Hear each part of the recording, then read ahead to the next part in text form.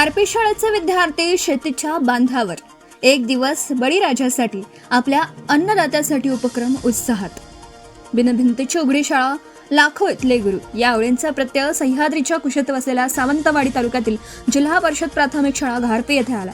वर्गखोरीच्या 4 भिंती ओलांडून विद्यार्थी जेव्हा हिरव्यागार भात शेतीच्या बांधावर पोहोचले तेव्हा निसर्गच त्यांचा शिक्षक झाला आणि कष्टकरी शेतकरीच त्यांच्या जीवनशाळेतील गुरु ठरले।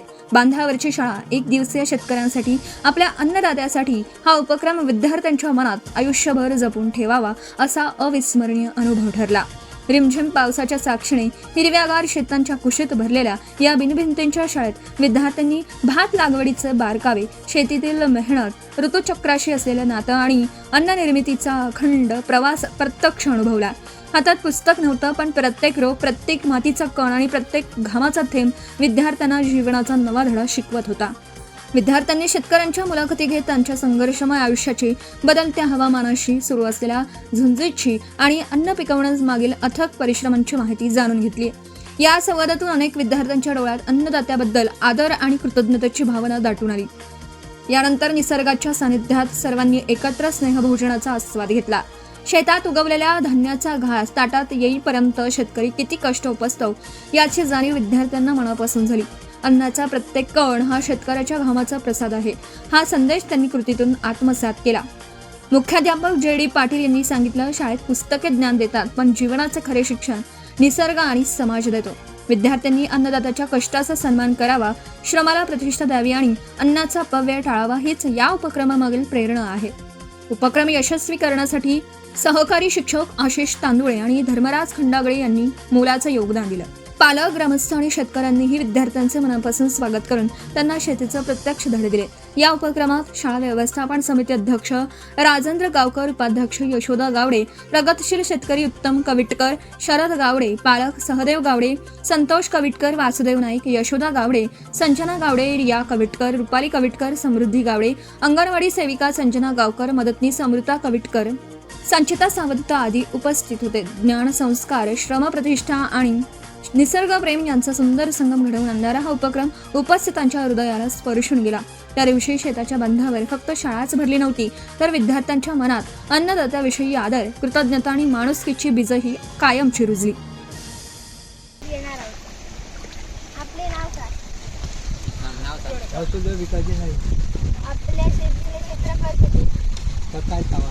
तुम्ही सांगा, ते सांगा, क्षेत्रफळ सांगा किती आहे, एकर मध्ये किती एकर आहे क्षेत्रफळ? 2 एकर आहे। हा शरद काका, ते हा सांगा। हा नाचणी। आता शरद काकाला हा पुढे पाण्याची व्यवस्था पावसाळ्यामध्ये पावसावरती अवलंबून, उन्हाळ्यात पाटाचं पाणी। ओके, छान। आई वडील वगैरे तुमचं? आम्ही मुळातच आमच्या आई वडिलांपासून शिकलेलो।